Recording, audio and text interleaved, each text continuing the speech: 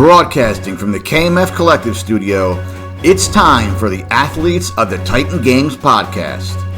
This limited release show features the stories of the 2020 contestants of Dwayne "The Rock" Johnson's athletic competition, NBC's The Titan Games. Now, here's your host, Katie Galley. Welcome to Season 2, Episode 28 of the Athletes of the Titan Games podcast. I'm your host, Katie Galley. In the KMF Collective Studio with me today, I have Titan Games athlete, AEW Dynamite Spanish commentator and dark co-host, and former WWE host, announcer, and interviewer, Dasha Kuret. How are you doing, Dasha?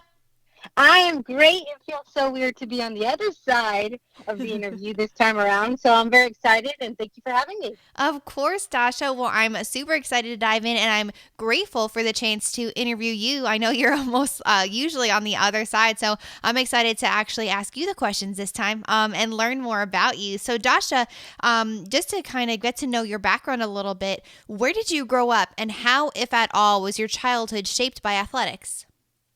I actually grew up in Orlando, Florida, and from a very young age, I was born severely pigeon-toed. So the doctor said in order to help strengthen my legs and straighten my legs, I got put in braces as like a baby, but also I was told to try to do as many sports as possible. So at like 18 months old, my mom enrolled me in gymnastics classes, and I tried to do anything and everything to help get that leg strength and physical aspect of my life going. And it's pretty crazy because my mom grew up during a time where girls weren't allowed to exercise, but she allowed me to play any and every sport I wanted to, from swimming, diving, wrestling, football, gymnastics, you name it. Wow. I mean, and that's amazing too, to be one, that your mother didn't have that opportunity really to play those sports, but then you did, and then have it be able to kind of grow as a person because you were born pigeon-toed. And so, Dasha, was there a specific sport that really you kind of were drawn to, you had a passion for, or that really maybe helped you in that rehabilitation process? Oh, most definitely, hands down, it was gymnastics. Yeah. I was a national competitive gymnast as a kid. I started when I was a baby, and then I went some time where it just got too expensive. So I officially really didn't start competitive gymnastics till I was like 9 to 15, but that was my life. I would go to practice in the morning, I would go to school, and then go to practice at nighttime. So that I dedicated the majority of my youth to gymnastics, but I just loved every aspect of gymnastics because you had to be flexible, you had to have muscular strength, you had to have muscular endurance, and I just felt that gymnastics was that one sport that kind of allowed me to be like an overall well-rounded athlete. Absolutely. I think you're right. I mean, gymnastics really does lend itself to that. It kind of prepares you for whatever you might want to do physically or mentally next. Gymnastics is just kind of a good foundational sport. Mm-hmm, most definitely. And so, Dasha, I mean, from there, from doing it from 9 to 15 years old, did you have any aspirations to maybe continue on as a gymnast, try and go to the next level in the Olympics or college? I did, but unfortunately the sport, just with competition fees and gym fees, it got a little too expensive for my parents to be able to help make that dream come true. And also, I was also born hypermobile as well. So I literally would just tear anything and everything. I've had like the whole left side of my body reconstructed, from shoulder surgery to 2 knee surgeries, foot surgery. And then in August of 2018, I ruptured and completely tore my Achilles tendon. Oh, so gosh. so I always try to stay physically active because I knew that was something it was an uphill battle for me, the laxity of my ligaments. Everyone's like, but you're really flexible. That's excellent. I'm like, yeah, but then they stretch and they tear.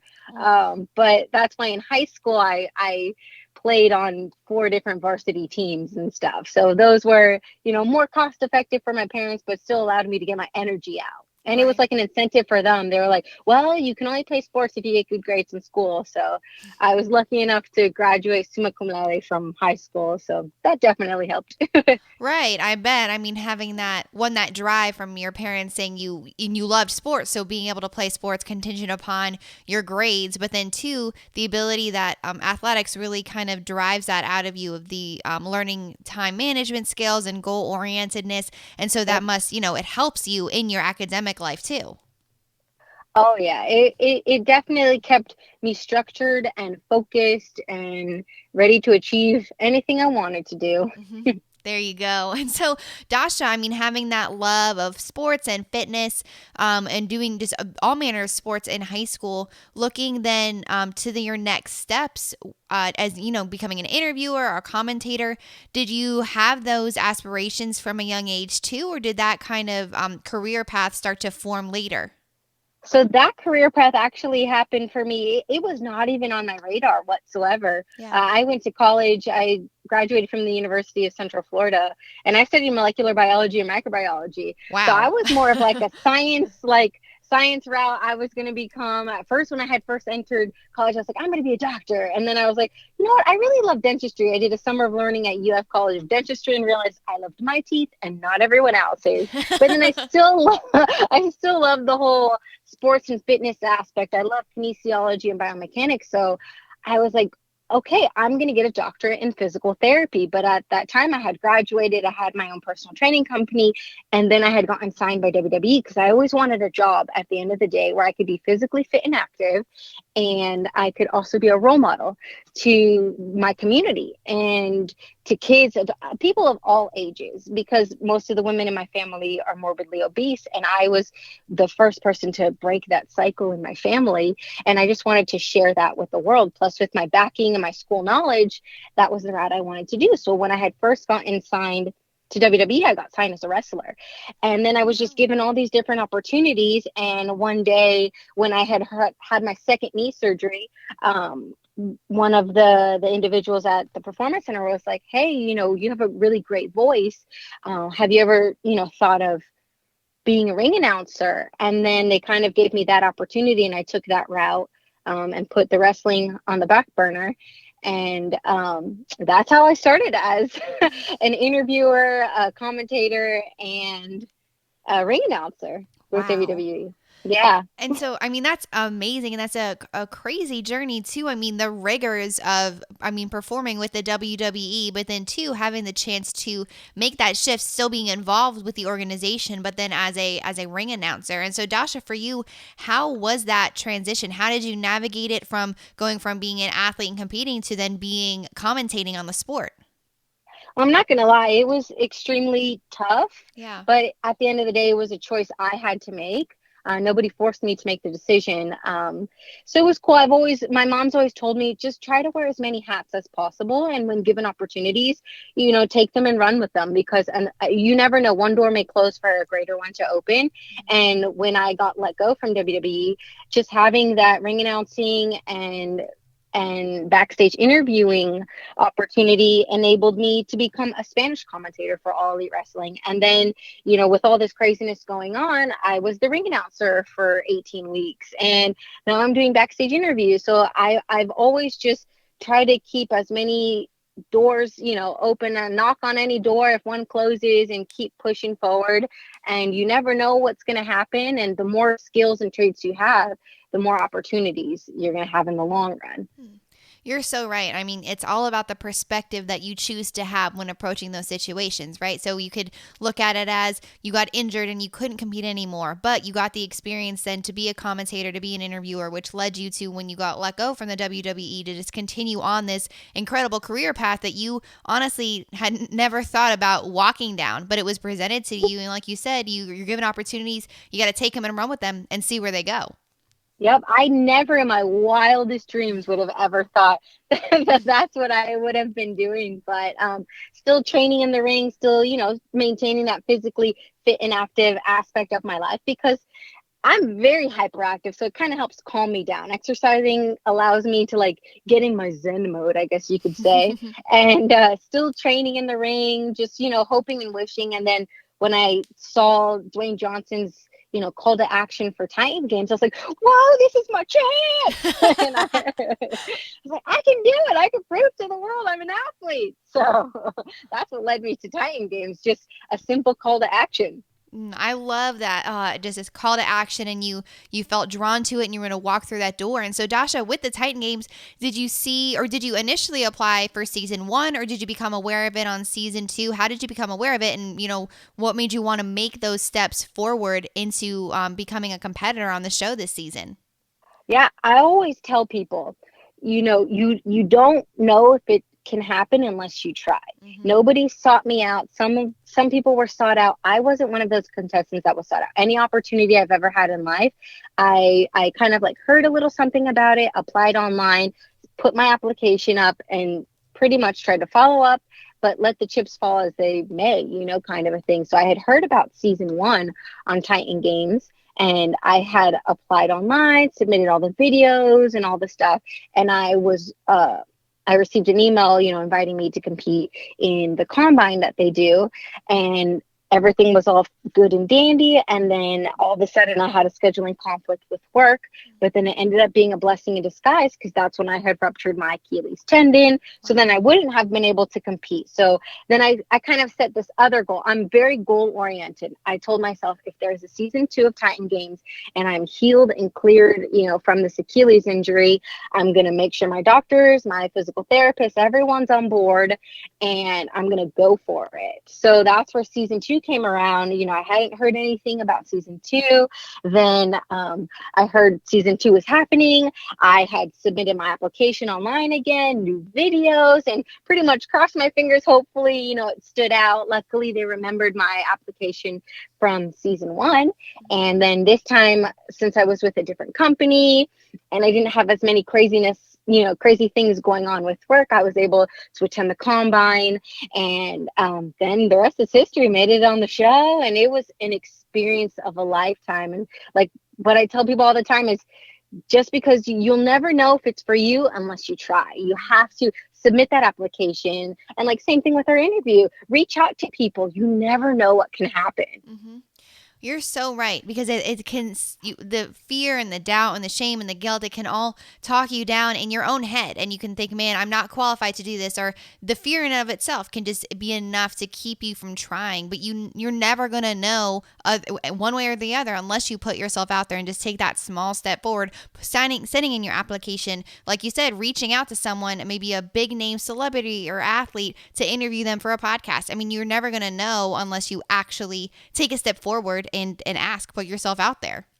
Yep. That's it. And you listen to some of the great interviewers. They're like, when I was starting out, nobody wanted to interview with me. And like, I'm not in a crazy position right now, but I do have some sort of, media presence. So the least I can do is pay it forward, 'cause somebody helped me out along the way. Mm-hmm. So, that's just, nobody is self-made. And like one of my favorite quotes when growing up was, rising tide raises all ships. So we have to all help each other out, because we'll make it together. Yes. Oh, I love that. That's, that really is amazing. Pay it forward, because you remember what it's like to be there, and you experienced it yourself. So now you're able to give back to those struggling too, maybe wanting to overcome those fears, and putting themselves out there. And so Dasha, for you having that experience with the WWE, and then leading it to where you are now, having the opportunity to compete on a show like the Titan Games, where The Rock created it. And having his big presence from starting in the WWE, do you maybe have a recollection of when you first became aware of who he was as a person, maybe back in his wrestling days, or just whenever you kind of first became aware of who he was? Oh, it's so funny, because I remember when he played a bad guy on TV, when he was with everything, I was like, oh, I don't like that man. I'm more of a Stone Cold Steve Austin kind of girl. And it was so funny, because I was like, no way, he's a bad guy. I don't like bad guys. But having the opportunity to have worked for the same company, the man is a legend. And it's pretty incredible, because sometimes people say you never want to meet somebody you look up to, because they'll never live up to that expectation. But he's one of those individuals that supersedes that expectation. He's so kind, so generous, and he's not one of those like, I'm going to stand in the corner and not talk to anyone. He walks in and his energy just lights up a room, and that's something I've always admired about him. And so it was pretty cool. I had the opportunity to meet him like one time prior, when I was with WWE, but it was like a very awkward first encounter. I was like, hi, I'm friends with, somebody. And I was like, okay, bye. Like, it was very awkward. And we were like, hi, I'm Dasha. And I don't even remember anything else I said. It probably lasted like 5 seconds. He probably doesn't even remember it. And I probably looked like a total weirdo. But this time around, it was much better.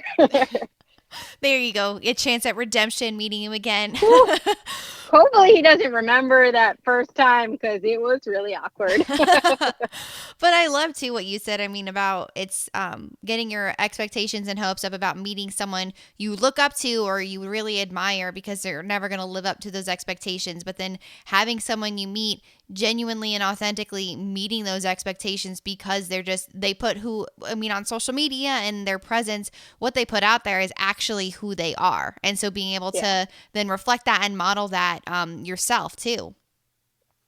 Love that. Yeah. I never want to be that person. If I ever make it in this world, I never want to be that person. I always want to be approachable and, always be kind, because my mom always used to tell me, just as quickly as you go up, you can come crashing down, and who's going to be there, to catch you when you fall. So it's always something in my mind.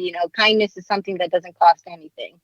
That's a really, really profound and good point. You're right, because it's as quickly as things come, they can go away. So the only thing that's going to last is that impact that you have on people and the way that you make them feel, so that they can then go out and continue on too, and they can encourage people in turn. And so Dasha, then having that experience, one with The Rock and everything leading you up to this competing on season 2 of the Titan Games, then also being able to be surrounded with people who have overcome and been so successful in the way that you have too, and being able to just interact with them on the show. What would you say is your definition of a Titan?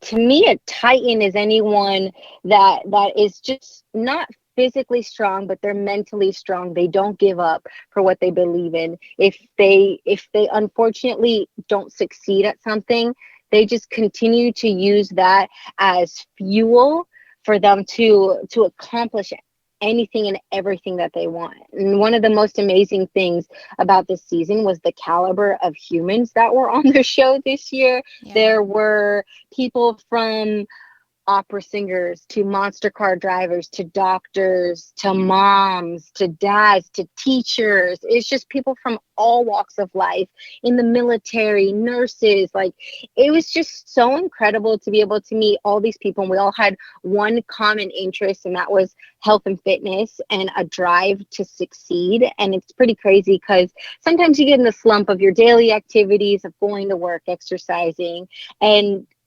all of the contestants helped like reignite something inside of me to find other ways of being physically fit and active, to meeting new people, to learning new stories about people. And it was just such like a cool moment. Like, we were all, vying for the title of Titan, but at the same time, like, everyone backstage was there cheering each other on. We were all in it together. So it was such an incredible experience, and I'm so grateful for The Rock and so grateful for everyone that was involved, with putting the production on, because people forget it's not just the host of the show. Right. It's all the camera crew. It's all the people who put up the apparatuses, the ones who construct and build the apparatuses, the ones who feed you and catering. Like, it was just such an incredible production. And then, just having that power, that strong, that influence, somebody who faces adversity, who looks you in the eyes and continues to charge forward regardless of whatever odds are in the end. Like, somebody who just stands for greatness and achievement. Like, if that right there is what a Titan is to me. Mm-hmm. Absolutely. I love that. And I think too, it's one, like you said, remembering it's nothing is achieved alone, and there's a bunch of people that went into and a bunch of things that went into the success of this show. But then two, being able to have the chance to interact with and meet these people where you obviously were all vying for that title and wanting to compete and be the best version of yourselves, but it was never at the expense of someone else. It was, you were always lifting each other up, and you genuinely wanted everybody to succeed too. Yep. It was crazy because right before I went, like, I'm a huge prayer. So, like, I always pray before I do anything. And I was just like, dear Lord, please, allow us to stay safe and nobody gets hurt and let the best woman win. It literally would be everything that like I would say in my mind before I competed. I just didn't want anyone to get injured or hurt. It's not worth it, at the end of the day. Yeah. And it's just like allow your skill and your preparation to meet opportunity at that moment in time. Yeah. And I just had a blast. Oh, absolutely. I love that. I really do. And so, Dasha, now looking and reflecting back at everything you've achieved, this really incredible journey that you've taken because you were willing to say yes and walk through those doors of opportunity. And then, of course, having this experience on the Titan Games and looking forward, knowing, of course, that you're going to continue to accomplish everything that you set your mind to. I just have one final question that I ask all of my interviewees. What do you want to be remembered for? I want to be remembered for my kindness and my not giving up attitude. Just because things may not be going your way in life, you just have to keep pushing through. You just have to keep persevering because we all face adversity. We all have roadblocks, road humps even sometimes, mountains you have to move, but you just can't give up. And I would love that to be my legacy. I like to call myself the comeback kid because sometimes I fall down, but I just get up and I just keep on going. Thank you all for tuning in to today's installment of the Athletes of the Titan Games podcast. To learn more about each of these Titan athletes, be sure to check out their information in the links in my show notes. Furthermore, to stay up to date on all things coming out of the KMF Collective, be sure to subscribe to the Keep Moving Forward YouTube channel and follow along on social media, also available in the show notes. As the creator of the Titan Games, Mr. Dwayne "The Rock" Johnson says, "Titans aren't born, they're made." And I hope today's story helped you realize all that you are capable of becoming if you put in that hard work and just keep moving forward.